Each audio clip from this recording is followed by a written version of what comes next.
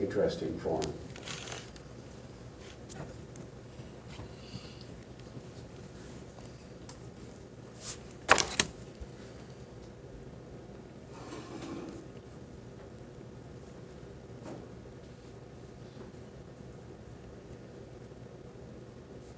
Or I've defined this delta 1, 2 as twice the cross coefficient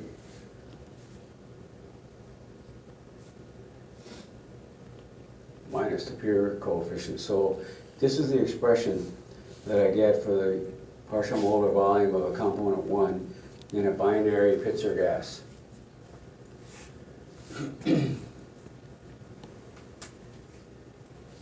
I could have done the same thing with component 2, and not surprisingly I would end up with partial molar volume of component 2 is RT over P plus B22 plus now Y1 squared times the same delta 1, 2.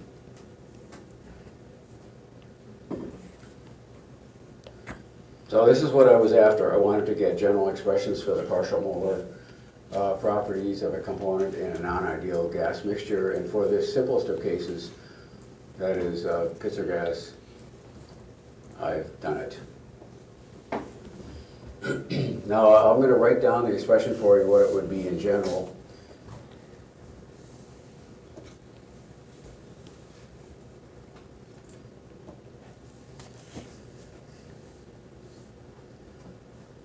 Just for sake of completeness, so partial molar volume of component I in a mixture of Pitzer gases would be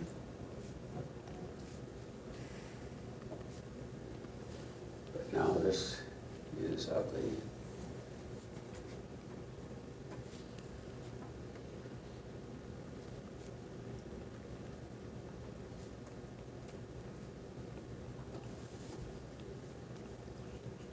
Let's do that.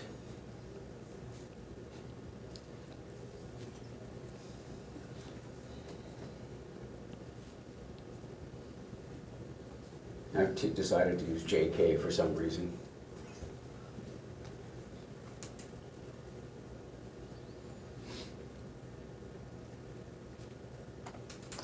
This is screwed up. Because I've got I there, so sorry about that, folks. I'm going to clean this up.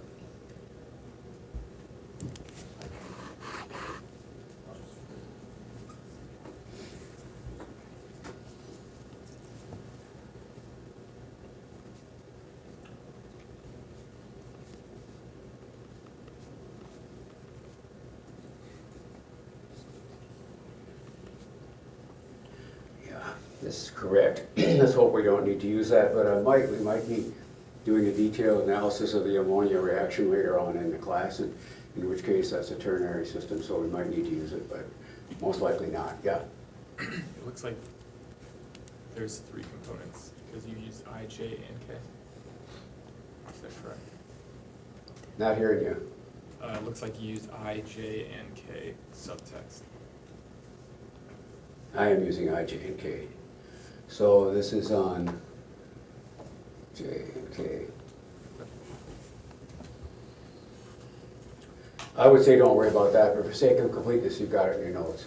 And we may be able to refer back to it if it happens that we're going to look at a ternary system, but it's less than likely, so we'll do that. If I were to do it with something else, any other equation of state handled in the same way, the process would be messier. But what's important is to understand this general procedure, which we'll use in other contexts, including right now I'm going to be looking at some other thing, is what we've done here. We have an expression for the molar volume, for example, here. We have to, and that's given in terms of mole fractions. So what we need to get a partial molar property is get the extensive property, so I have to multiply through by n. And then we want to replace all of the mole fractions with what they are in terms of n's.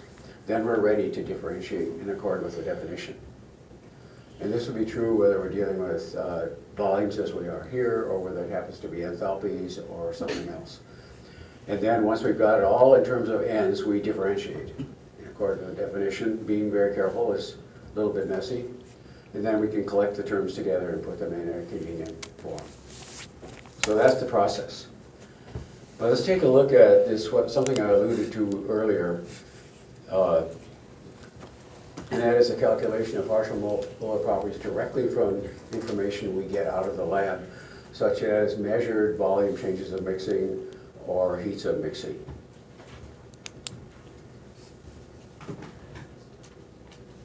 So I think that's item D here.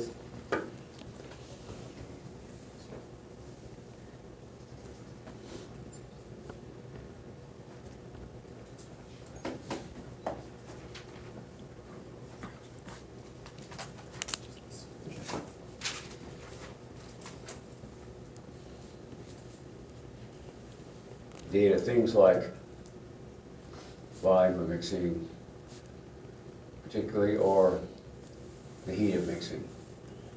I think I used a delta for that notation. And we can measure, we have instruments that allow us to make very accurate measurements for these as functions of composition, so we can imagine that we might have those out of the lab.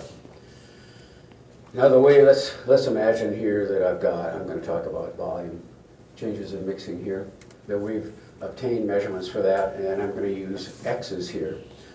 The molar volume of the mixture can be written as X1, I'm going to do it for a binary, but you can easily see how to extend that.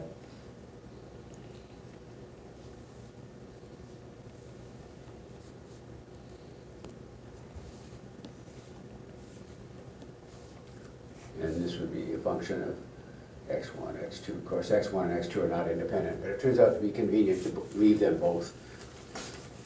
So you can see this is just simply out of the definition, and that can be extended to any number of components if I wished. So the thing is, what about this? In order to carry out differentiation, we're going to need something in an analytical form. So that means empirical data fitting. Now, I think if you think about it for a moment, you realize that the volume change of mixing or any property change of mixing is going to have to be zero at either end of the composition range, where X1 or X2 go to zero. So I know that about it. So the nature of this function is going to have to be something that goes to zero at both ends of the composition range. So one possible simple empirical representation is, this is just example, would be that the volume change of mixing might be some constant here times X1 times X2. That's about as simple a function as we can get that guarantees that it will go to zero at X1 equals zero or X2 will go to zero. And there actually are some systems that are described by this. So you say you've got a lot of density data that you've measured from the digital density meter, you put them together in a table on a spreadsheet, and you try to fit the data to something like this and extract an empirical constant alpha. More often that is not going to work. Sometimes it does, which is really nice when it does, but more often you'll need something more complicated. Let's see, say more often more complicated, so I could write it like, let's just say as an illustration here, the volume change of mixing could be my alpha X1, X2 times, now let's just write 1 plus beta X1 gamma X1 squared, and so on. That's a common functional form, and usually if you get it that much, with 3 constants you're going to be able to fit pretty much anything you encounter in practice. But that's a very common way to do it. But I think it's worth illustrating, because it's another example of the process that I just illustrated for gases. Let's assume that we've got this. The example is that we have that the volume change of mixing here is in fact equal to a constant times the product of the mole fractions. And what we want to be able to do is calculate the partial molar volume of component 1, which is always defined the same way.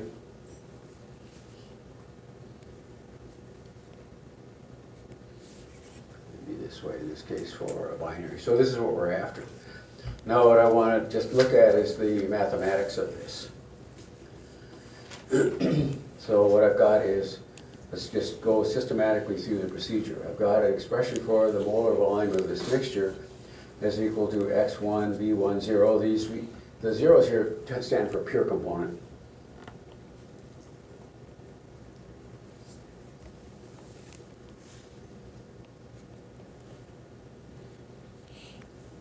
Okay. And I can write those out then. I think I've got enough room up here.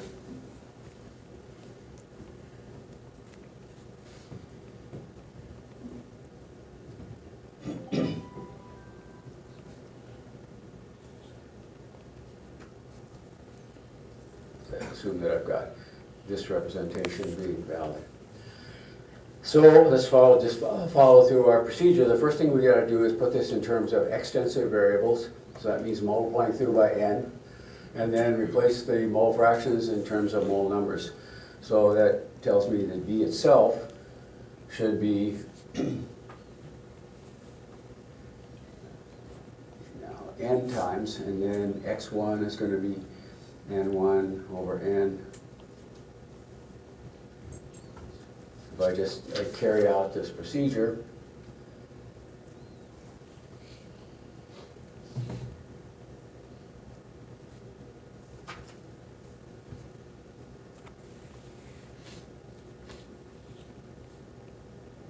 and now what I've got here for alpha is going to be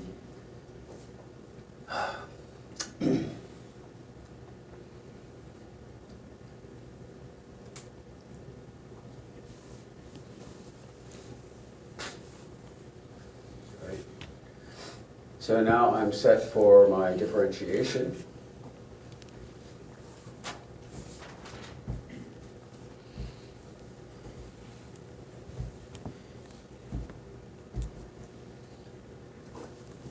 Let's see here. Not liking the way this looks.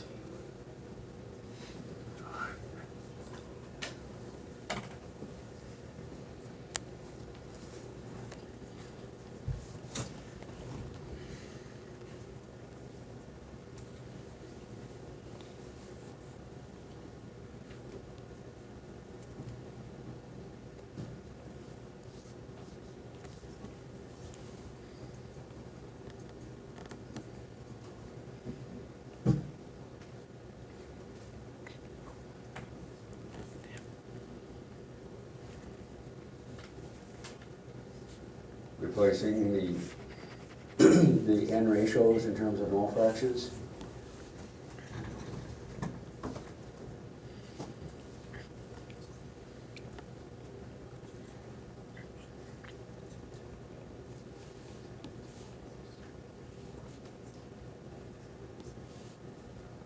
So this is the nice result that we got for this simple representation. And by following through a similar procedure, you would get the partial molar volume for component 2 in such a mixture as its pure component value plus alpha here times x1 squared. Now you might imagine it's a bit messier if I had an expression for the mixture of something like this, but it would be a straightforward matter, just keeping your wits about you to follow the procedure and be able to derive the partial molar volumes out of an expression like this as well.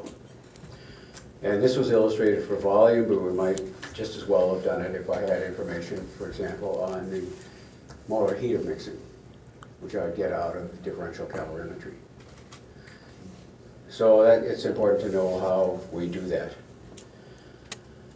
So this concludes my discussion here of the multi-component system just per se and the extraction of partial molar properties. And we can do many, many things with them now. If we can evaluate those expressions, we can solve any mixing, demixing problems that might occur. So the next thing I want to take a look at is briefly is take a look at equilibrium in multi-component systems and show how we express that equilibrium. Still not going to go whole hog into BLE just yet, but I want to do that. That'll be the subject for Monday's lecture.